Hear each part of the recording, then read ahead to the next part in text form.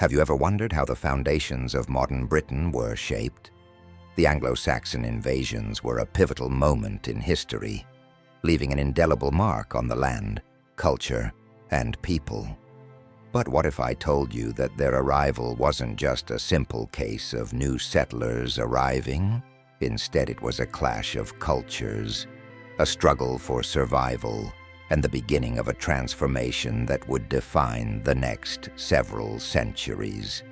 The story of the Anglo-Saxons is the story of how Britain went from a fractured, post-Roman world to the powerful medieval kingdom we know today. In this video, we're diving into the Anglo-Saxon invasions, their lasting impact on Britain, and the monumental changes they brought with them. Stick around because you won't want to miss how this era set the stage for future events like the Viking invasions and the rise of the English kingdom. So, who exactly were the Anglo-Saxons? Let's start with the basics. The term Anglo-Saxon refers to a collection of tribes that came from northern Europe, particularly from what is now Denmark, Germany, and the Netherlands. These tribes included the Angles, Saxons, and Jutes, each with their own unique cultures and languages, but all sharing similar customs and traditions. The Angles came from the region that is now Denmark, the Saxons from the area that is now northern Germany, and the Jutes, who were probably from what is today southern Denmark and northern Germany. These tribes were seafaring people, skilled warriors, and farmers. They had a strong warrior culture and a desire to expand their territories.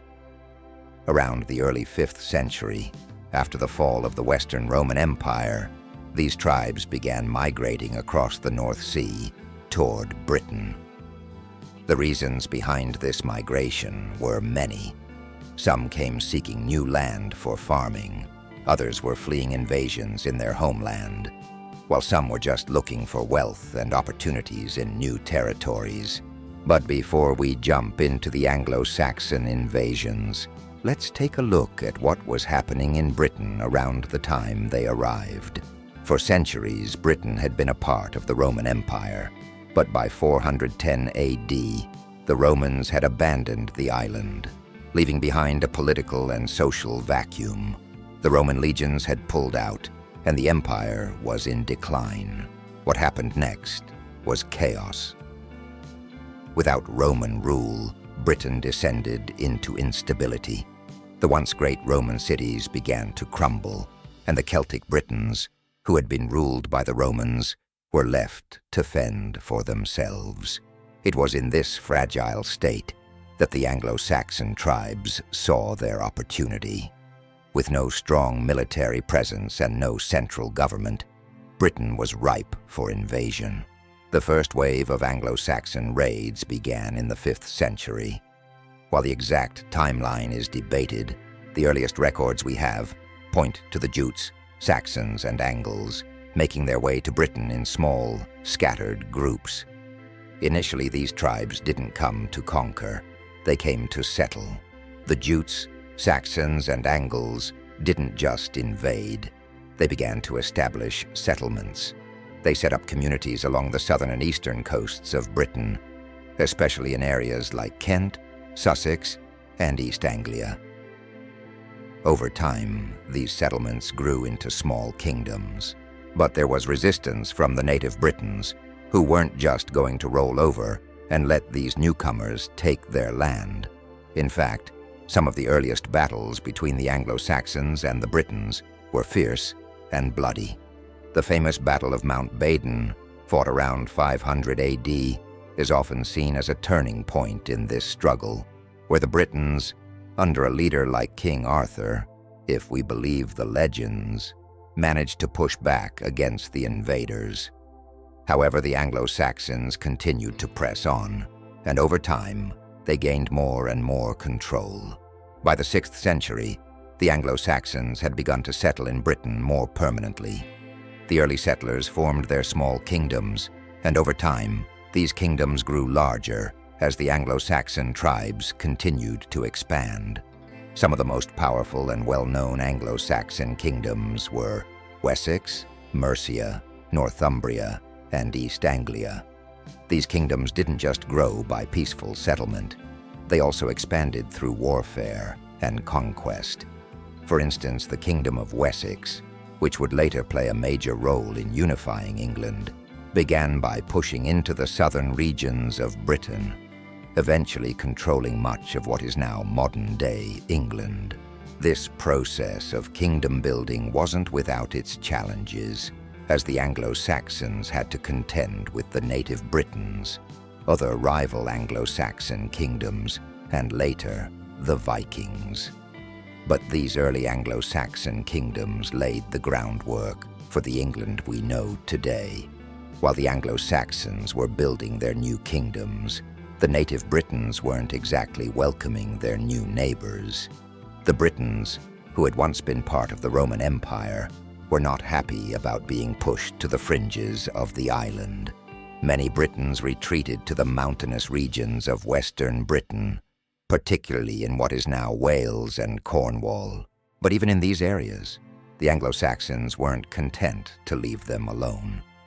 Over the next few centuries, there were numerous conflicts between the Anglo-Saxon kingdoms and the native Britons. The famous King Arthur legend is often seen as a reflection of this resistance, though it's hard to know how much of the Arthurian tales are based on real events. It's clear that the Britons fought hard to defend their land. In the end, most of the Britons were pushed into the west, leaving the eastern and southern parts of Britain under Anglo-Saxon control. As the Anglo-Saxons established their kingdoms, they didn't just bring new political structures, they also brought a new religion.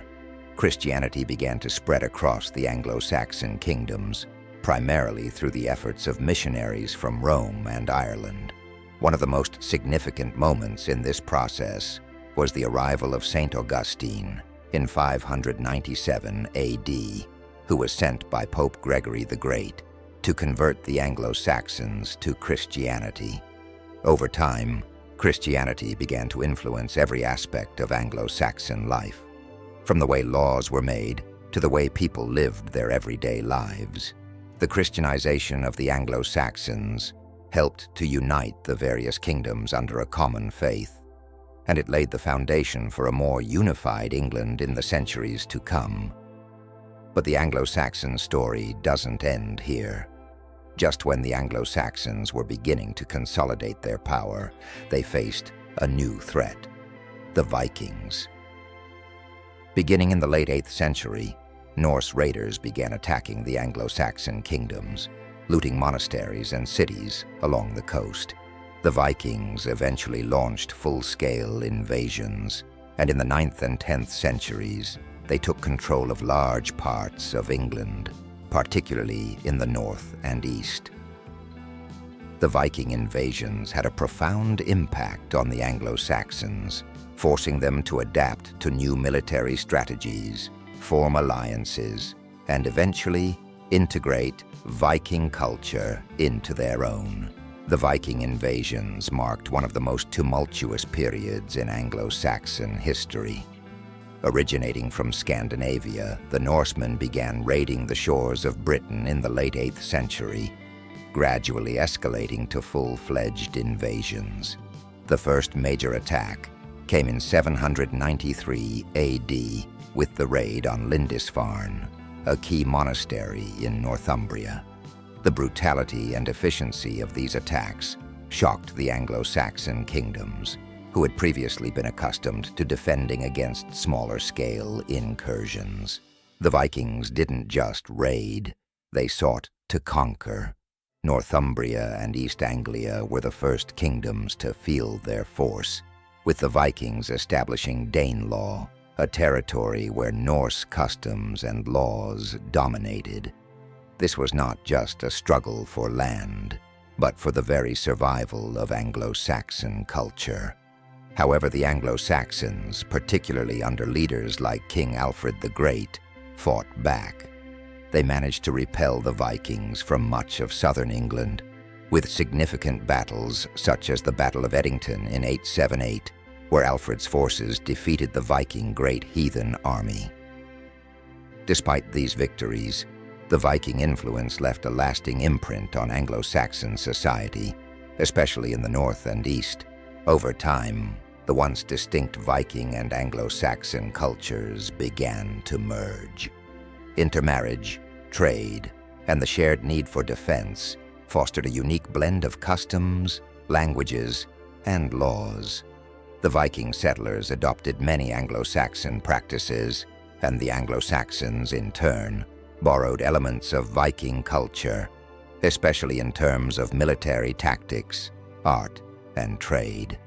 This fusion would lay the groundwork for the eventual unification of England. As the Anglo-Saxons began to settle and establish their kingdoms, one of their first challenges was to create systems of law and justice that would maintain order and resolve disputes. Early Anglo-Saxon law was not codified in the modern sense, but was based on customary law, a mix of traditions, oral agreements, and local customs that varied from kingdom to kingdom. One of the most important aspects of Anglo-Saxon law was vergild, the concept of compensation for injury or death. Rather than resorting to blood feuds or personal revenge, Anglo-Saxons established a system in which a person's family or tribe could pay a specified sum of money, or man price, to the family of the victim. The value of the vergild was often based on the status and rank of the individual. This system helped to maintain peace and order within Anglo-Saxon communities. Another significant aspect of Anglo-Saxon law was the tithing system. A tithing was a group of 10 men who were responsible for each other's behavior. If one member of the tithing broke the law, the rest were responsible for ensuring that the punishment was carried out, thus encouraging the community to police itself.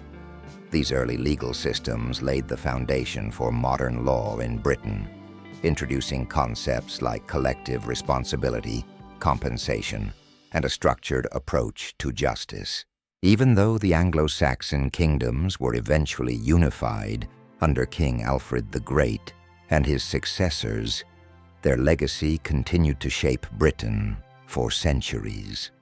The Anglo-Saxons introduced important legal systems, including the concept of common law, which would later influence the British legal system.